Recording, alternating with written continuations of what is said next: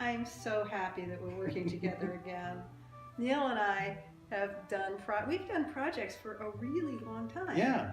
Yeah. It started with the Christmas program. It did. Christmas, and then National Geographic, and then the Metropolitan Museum of Art. Right. This project is so, I know it's personally meaningful to you. Well, it's your story. It's your experience.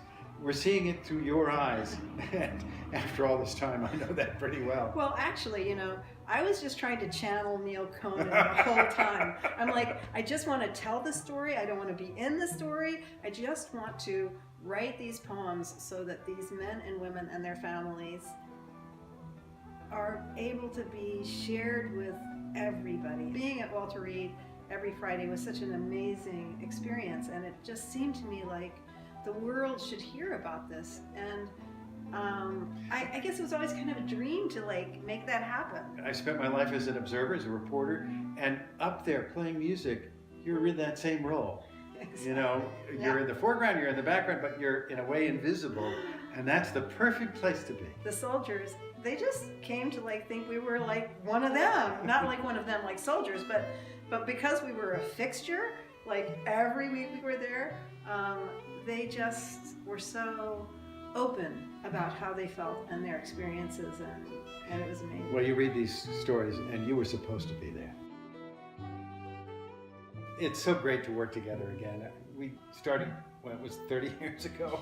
We've been following this war, this conflict for almost 20 years now.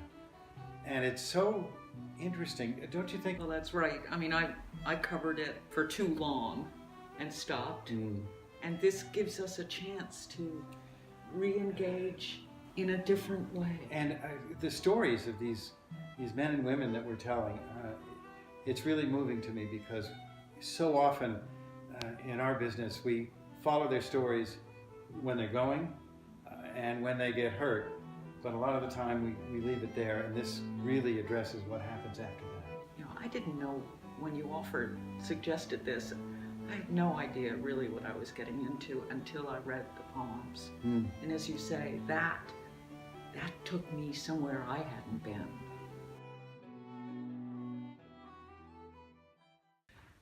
At the end of the first Gulf War, I was in Kuwait, and I ran into my old friend Chris Hedges, and he said he was going up to Basra the next day because there were reports of a rebellion underway there, and I said, could I go along? And I tagged along, and we drove up. We were then captured by an Iraqi army outfit. For one reason or another, we hooked up with another 4 reporters who had been held by them. They decided we had to go transfer up the chain of command, and so we drove through Basra, and we found that the rebellion we were looking for. There were green flags flying from some of the buildings, and they were hosing the highway. It was an elevated highway, and they were firing automatic weapons at it. Half the time you're as low as you can get, and the other half the time you're up looking because you think you're supposed to.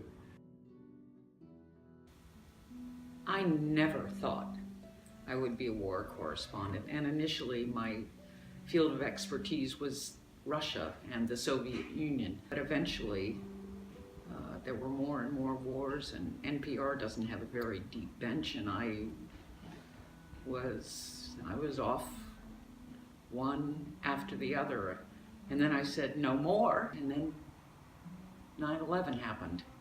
And then it was Pakistan, Afghanistan, and Iraq before the war. I was there during the bombing campaign, but it was nothing like as bad as when the troops came in on the ground. And I wasn't sure I was going to go back, but I was so disturbed by what I saw that I did for another 8 years. It's the most vivid and the most interesting and the most dramatic thing you will ever do in your life, and it's the most terrible thing you will ever do in your life, because it's a matter literally of life and death. Sometimes you're worried about your own, but mostly it's the people around you who are getting hit, and that's hard.